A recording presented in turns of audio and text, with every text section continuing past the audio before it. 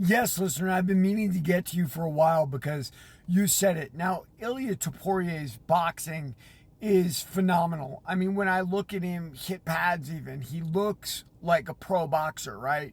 And that's something we haven't really seen in MMA to this point because it takes so much intense focus on that one art.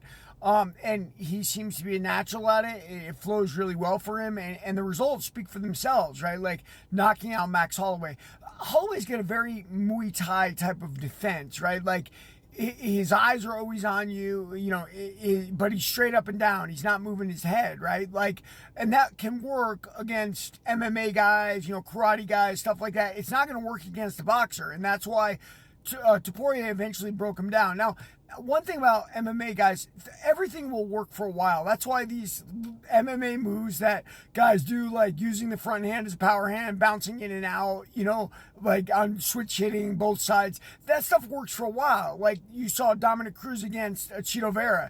It worked great for Dominic, and it was the new style for him because he used to just be circle, circle, circle, circle, right? Cody Garbrandt exposed that, and so he had to change a little bit. And so he went to another new MMA style, and eventually a traditional Thai type knocked him out, which I think Chito Vera is fair to say, especially for MMA. I think that Illia Topueria's strength is that he is a straight traditional boxer. He throws some kicks, right, to keep people honest, but at the end of the day, he's fighting like a straight boxer would, like a true professional in the ring, and it makes all the difference. Now, as you said about him changing narrative, I got to see him on the ground. I think somebody told me he beat Bryce Missile or somebody.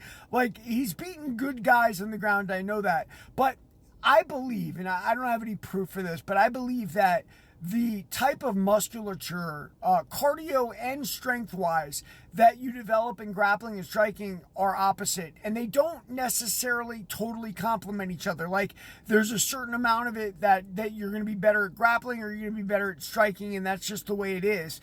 And so I think it's very difficult to be the complete package, if you will. But that is what makes MMA so exciting, right? Like somebody's got a fault somewhere and that fault will get exposed, and that's when knockouts happen, that's when submissions happen, that's when really fun things happen in fights that fans love.